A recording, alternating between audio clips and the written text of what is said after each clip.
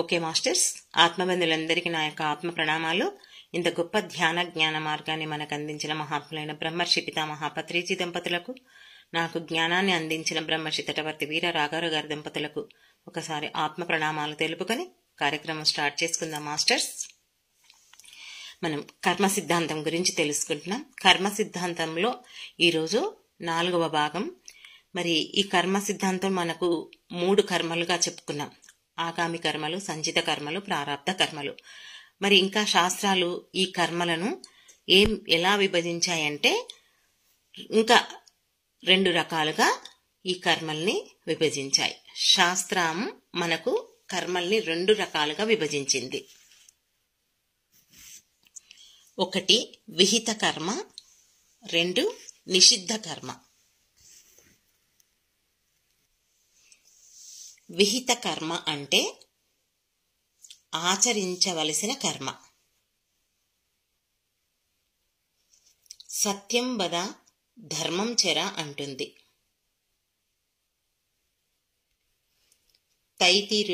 తైతిరియోపనిషత్తు.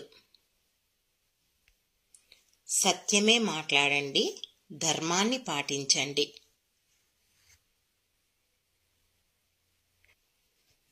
శాస్త్రం మనకు ఆచరించమని విధించిన కర్మలు విహిత కర్మలు. నిషిద్ధ కర్మ అంటే చెయ్యకూడని కర్మ. ఉదాహరణకు, పరమశివుడు సూర్య భగవానుని స్తుతించిన సూర్యాష్టకములో ఈ విధంగా ఉంది: ఆదివారం నాడు మద్యము త్రాగకూడదు, మాంసాహారము తినకూడదు, స్త్రీ గమనము అంటే శృంగారము కూడదు, బ్రహ్మచర్యం పాటించాలి, తైలాభ్యంగన చెయ్యరాదు అంటుంది. అంటే ఆదివారం నాడు పైవి చెయ్యడం నిషిద్ధం. ఇలా ప్రత్యేక దినాల్లో కొన్ని నిషిద్ధమైతే కొన్ని ఎల్లవేళలా నిషిద్ధం. ఏం చెయ్యొద్దు? నిషిద్ధం ఏంటి అంటే, ఎవరిని బాధించకూడదు, శారీరకంగా కానీ మానసికంగా కానీ హింసించకూడదు. అలా హింసించడం నిషిద్ధ కర్మ.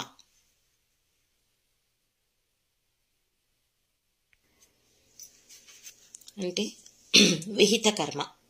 విహిత కర్మలలో మనకేం చెప్పిండు? సత్యాన్ని పలకాలి, ధర్మాన్ని పాటించాలి. ఎప్పుడు మనం సత్యమే మాట్లాడాలి. ఎట్టి పరిస్థితుల్లో మనం అబద్ధం మాట్లాడొద్దు. అవునా? ధర్మాన్ని ఆచరించాలి. మనకు అవసరం ఉన్నప్పుడు ఒకలా, అవసరం లేని అంటే మన వాళ్ళకొకటి ఇతరులకొకటి ధర్మం అనేది ఉండకూడదు. మనం ఎప్పుడైనా జడ్జి చేయాల్సి వస్తే ఏ విషయంలోనైనా, మన వాళ్ళకైనా ఇతరులకైనా ఒకేలాగా జడ్జి చేయాలి. అదే ధర్మం, ఇంకేది కాదు ధర్మం అంటే. మరి ఈ నిషిద్ధ కర్మ అంటే చేయకూడని కర్మలు తైత్తిరీయోపనిషత్తులో ఏం చెప్తున్నారు? ఆదివారం రోజు మద్యం తాగొద్దు, వ్యభిచారం చేయొద్దు, మాంసాహారం తినొద్దు, శృంగారంలో పాల్గొనొద్దు, బ్రహ్మచర్యాన్ని పాటించాలి అని చెప్తున్నారు. ఇవి చెయ్యకూడని ఒక ప్రత్యేకమైన రోజు. మరి ఇంకా మనం రోజు ఆచరించవలసింది ఏంటి అంటే, అన్నిటికంటే ముఖ్యమైనది మన మాటలతో కానీ మన చేతులతో కానీ ప్రవర్తనతో కానీ ఎవరిని హింసించవద్దు, బాధించవద్దు, విమర్శించవద్దు. అది మానసికంగా ఎక్కడైనా సరే, ఎలాగైనా సరే ఎవరిని ఎప్పుడూ ఎట్టి పరిస్థితుల్లో మనం ఇతరులను బాధ పెట్టొద్దు అని చెప్తుంది. ఓకే, మళ్ళీ ఈ విహిత కర్మలను 3 కర్మలుగా విభజించారు. నోట్ చేసుకోండి. 1 నిత్య కర్మ, 2 నైమిత్తిక కర్మ, 3 కామ్య కర్మ. ఫస్ట్ నిత్య కర్మ అంటే నిత్యం ఆచరించవలసిన కర్మ. స్నానము, జపము, సంధ్యావందనము, దీపారాధన, దైవ ప్రార్థన మొదలగునవి. అంటే మన రోజువారీ జీవితంలో అనునిత్యం ఆచరించాల్సిన కర్మలు. నైమిత్తిక కర్మ అంటే ప్రత్యేకమైన రోజుల్లో ఆచరించే కర్మ. ఉదాహరణకు వినాయక చవితి నాడు వరసిద్ధి వినాయకుణ్ణి పూజించడం, అక్షయ తృతీయ నాడు దానాలు చేయడం, పెద్దలు మరణించిన తిథుల్లో శ్రాద్ధ కర్మలు నిర్వహించడం మొదలగునవి. అంటే ఇవి ప్రత్యేకంగా కొన్ని సందర్భాల్లో మాత్రమే ఆచరించేవి. విహిత కర్మల్ని 3 కర్మలుగా విభజించారు. నిత్య కర్మ, నైమిత్తిక కర్మ, కామ్యకర్మ. అంటే మనం ప్రతిరోజు నిత్య కర్మలు అంటే మనం ప్రతిరోజు స్నానం చేస్తాము, జపం చేస్తాము, సంధ్యావందనం అంటే అందరూ కాదు, కొంతమంది అయితే చేస్తుంటారు కదా. దీపారాధన అయితే ప్రతి ఒక్కరూ చేస్తారు, దైవ ప్రార్థన ప్రతి ఒక్కరూ చేస్తారు. ఇవన్నీ మనం రోజు మన నిత్య జీవితంలో ఆచరించే పనులు. కర్మలు అంటే మనం చేసేవి. నైమిత్తిక కర్మ అంటే ప్రత్యేకమైన రోజు, ఒక పండగ రోజుల్లో ప్రత్యేకమైన మనం ఆ రోజు దేవుళ్ళని కడగడం, పూజలు చేయడం ఎంతో గొప్పగా చేస్తుంటాం కదా. ప్రత్యేకమైన రోజుల్లో చేసే దాంట్లోనే నైమిత్తిక కర్మలు అని అంటారు. ఓకే, నెక్స్ట్ కామ్యకర్మ అంటే కోరికతో చేసే కర్మ లేదా మనసుకు ఉన్న కోరికలను సిద్ధింప చేసుకోవడానికి చేసే కర్మలు.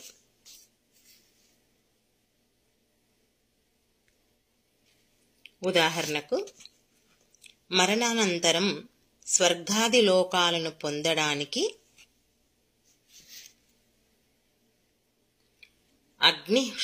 అగ్నిష్టోమం మొదలగు యాగాలు చేస్తారు. అలాగే వివాహం ఆలస్యమవుతుంటే దానికి ఏర్పడ్డ ఆటంకాలు తొలగడానికి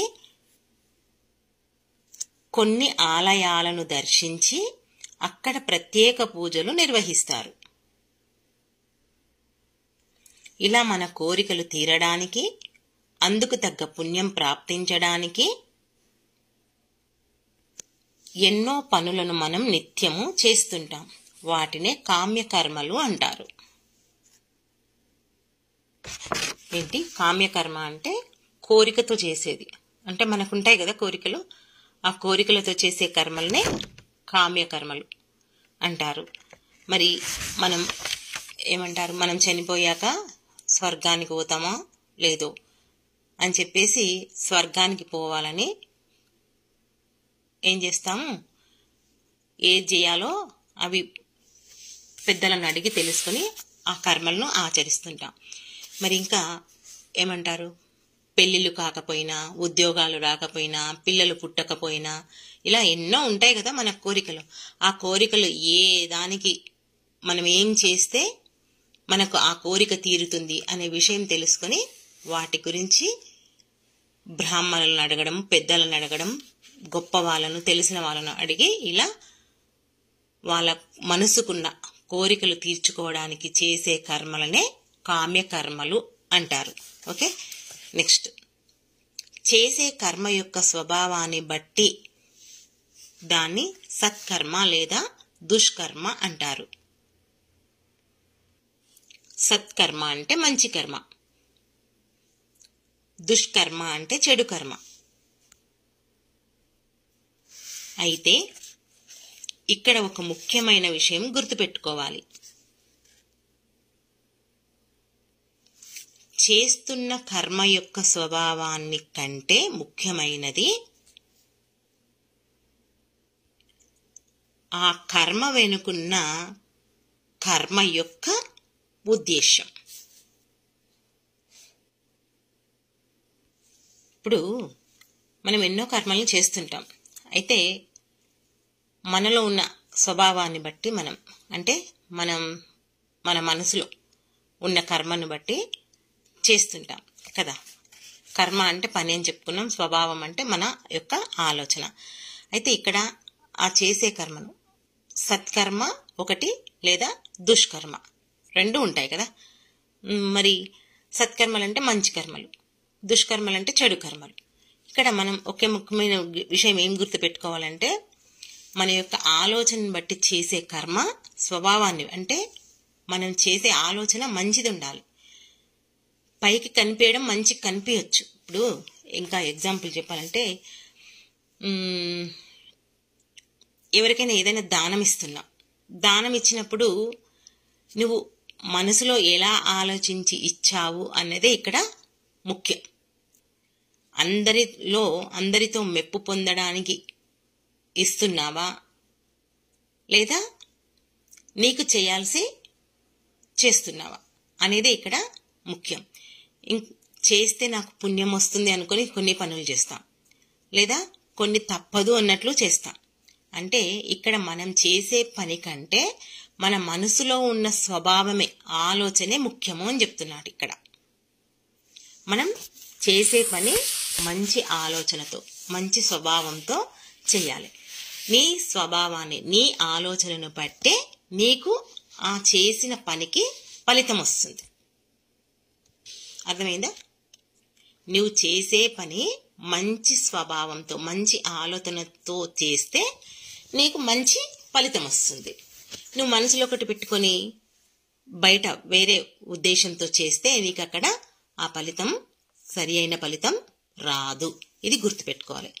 అందుకే స్వామి వివేకానంద కర్మయోగంలో ఏం చెప్పారంటే, రాసుకోండి, మనం ఉన్నది సాపేక్ష ప్రపంచంలో. ఇది మంచి, ఇది చెడు, సుఖ దుఃఖాలు మొదలైన ద్వంద్వాలతో కూడి ఉంటుంది. ఏ పని పూర్తిగా మంచిది కాదు, పూర్తిగా చెడ్డది కాదు. మనం మంచి అనే చేసే పనికి కూడా కొందరికి చెడు చేస్తుంది. చెడు చేసే పని కొందరికి మేలు కలిగిస్తుంది. కాకపోతే ఒక కర్మ అత్యధిక మందికి మేలు కలిగిస్తే అది మంచి కర్మ గాను, అత్యధిక శాతము చెడు కలిగిస్తే అది చెడ్డది గాను చెప్పారు. అంతే కదా. మనమున్నది ఈ సాపేక్ష ప్రపంచం. అంటే ఈ ప్రపంచంలో ఉన్నాం. సాపేక్ష అంటే ఒక వస్తువు లేదా ఒక అంశము అని అంటారు. ఏదైనా ఒక పని, ఇది మంచి, ఇది చెడు అని ఉంటుంది. ప్రతి దాంట్లో సుఖం ఉంటుంది, దుఃఖం ఉంటుంది. అంటే ద్వంద్వము అంటే రెండు కలిగి ఉంటుంది. మనం ఒక్కొక్కసారి ఇది మంచిదే కదా, చేస్తే మంచిదే అనుకుని చేస్తాం. చేస్తే ఆ చేసినప్పుడు కొంతమందికి బాధ కలుగుతుంది, కొంతమందికి సంతోషం కలుగుతుంది. అబ్బా, నేను ఈ పని చేస్తే అందరికీ సంతోషం అవుతుంది అనుకుని చేశాను, కానీ నేను ఇలా భావించలేదు, అనుకోలేదు అని మనం అంటాం కదా. అందరికీ మనం చేసేదాని గురించి మంచి జరుగుతుందని ఎప్పుడూ మనం అనుకోవద్దు. ఎందుకంటే ఎవరి మనసు వాళ్ళది, ఎవరిష్టం వాళ్ళది. మనకు మంచి అనుకున్నది వాళ్ళకు కావద్దా? కాదు కదా.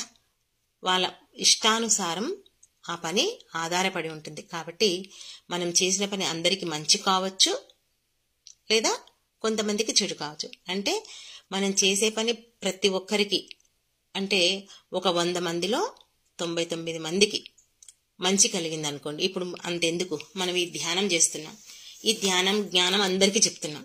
ఇది ప్రతి ఒక్కరికి మంచి కలిగించేది. ఎవరికైనా బాధ కలిగిస్తుందా ఈ ధ్యానం?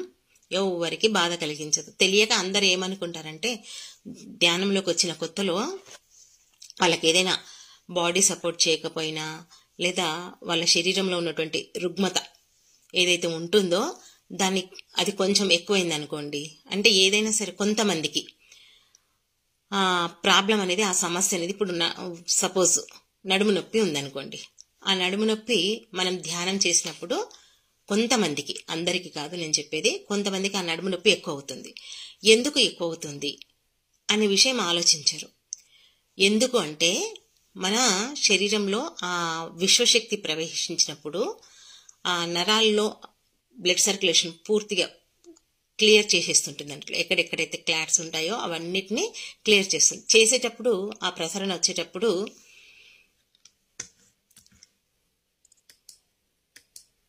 ఆ ప్రసరణ జరిగేటప్పుడు ఏమవుతుంది, మనకు ఆ పెయిన్ అనేది ఎక్కువ అవుతుంది. ఎక్కువ అవుతే వీళ్ళు తెలియక ఏమనుకుంటారు, అమ్మో నాకు ధ్యానం చేస్తే నడుపు నొప్పి ఎక్కువైంది, కాలు నొప్పి ఎక్కువైంది, తలనొప్పి ఎక్కువైంది అని అనుకుంటారు. అలా కాదు. మనం ధ్యానం చేసేటప్పుడు ఆ విశ్వశక్తి మనలోనికి ప్రవేశించినప్పుడు ఎక్కడెక్కడైతే ఆ రక్తం గడ్డ కట్టి ఉందో అదన్నీ జరుగుతుంటే మనకు ఆ పెయిన్ ఎక్కువ అవుతుంది. తెలియక మనం ధ్యానం మానేస్తాం. మానేసినప్పుడు మనకు ఎటువంటి ఫలితం రాదు. ఏం చెప్తాము తెలియని వాళ్ళకు, మనం అమ్మో ధ్యానం చేస్తే నాకు ఈ నొప్పి ఎక్కువైంది, నువ్వు కూడా అసలు చెయ్యొద్దు అని చెప్పి మనం ఇతరులకు చెప్తాం. కానీ అది కాదు. ఇక్కడ మనం ఏం చెప్పాము, ఈ పని మంచిది, ఇది చేస్తే శారీరక ఆరోగ్యమే కాదు, మానసిక ఆరోగ్యమే కాదు, మన జీవితమే బాగుంటుంది. దానికి కొంత సమయం పడుతుంది. ఆ సమయాన్ని నీవు చూడాలి. సమయం కోసం వేచి ఉండాలి, ఆ ఫలితం కోసం. దాన్ని ఆలోచించకుండా నాకు ఇది చేస్తే నొప్పి వస్తుందని నువ్వు దాన్ని పక్కకు పెట్టావనుకో నీకు ఏ ఫలితం రాదు. అది ఇక్కడ మనం గుర్తుపెట్టుకోవాల్సింది. అందుకే ఇక్కడ ఏమంటున్నాడు, మనం చేసే పనులు కొంతమందికి మంచి కావచ్చు, కొంతమందికి చెడు కావచ్చు. ధ్యానం చేయడం వల్ల ఎవరికి చెడు కాదు, ఇంకేదైనా అవుతుందేమో మనకు తెలియదు. చెడు అవుతుంది అంటే ఇక్కడ ఒకటి మనం ఆలోచించాలి. వాళ్ళ కర్మను బట్టే వాళ్ళకి జరుగుతుంది తప్ప మనం చేసేదానికి కాదు. ఇప్పుడు 99 మందికి మంచి జరిగినప్పుడు ఒక్కరికి చెడు ఎందుకు జరుగుతుంది అనే ఒక ఆలోచన చెయ్యాలి. అంటాం నా కర్మ ఇట్లా ఉందేమో అందుకే ఇలా అయ్యింది అని కూడా అంటాం. అందుకే ఇక్కడ ఏం చెప్తున్నాడు స్వామి వివేకానంద యోగి, మనం ఉన్నది సాపేక్ష ప్రపంచంలో, ఇది మంచి చెడు, సుఖము దుఃఖము ద్వంద్వాలతో కూడింది. కాబట్టి మనం చేసే పని పూర్తిగా మంచిది కాదు, పూర్తిగా చెడ్డది కాదు. అందుకంటే అందరికి మంచిగా అయిందనుకో మంచిదని ఒప్పుకుంటాం. కానీ ఈ పనులలో కంటే ఈ ధ్యాన మార్గంలో ఎవ్వరికి చెడు అనేది జరగదు. అందుకే మనం ఈ ధ్యానాన్ని ప్రతి ఒక్కరికి అందచేయాలి. మనకు తెలిసిన వాళ్ళందరికీ ఈ ధ్యానాన్ని తెలపాలి. అందుకే ఈ కర్మ సిద్ధాంతం గురించి పూర్తిగా మనం అవగాహన చేసుకున్నాం అనుకోండి, ఇక మన జీవితం ధన్యం. ఇక మళ్ళీ ఈ జన్మ ఉన్నంత వరకు మనకి ఇది గుర్తుంటుంది. ఈ జన్మ చాలించామనుకోండి, మళ్ళీ జన్మ తీసుకున్నప్పుడు మనం ఇందాక స్వాధ్యాయంలో సాహిత్య చదివింది, పత్రిగారు ఏం చేశారు, ధ్యానంలోకి రాకముందు ఎలా ఉంది తన జీవితం, పేకాట ఆడడం, క్లబ్కు వెళ్ళడం, ఇవన్నీ చెప్పారు కదా. మరి తనకు ధ్యాన మార్గం తెలవడానికి 39 సంవత్సరాలు 40 సంవత్సరాలు పట్టింది.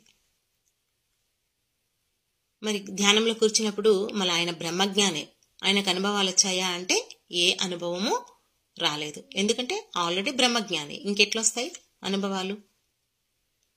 ఇప్పుడు మనం ఉంటాం, ఇప్పుడు ఏదైనా ఒక టాపిక్ గురించి చెప్తుంటాం, చెప్పినప్పుడు అబ్బో ఇది విన్నదే ఇలా అని చెప్పేసి వెంబడే మనం దాన్ని తిప్పేస్తుంటాం కదా.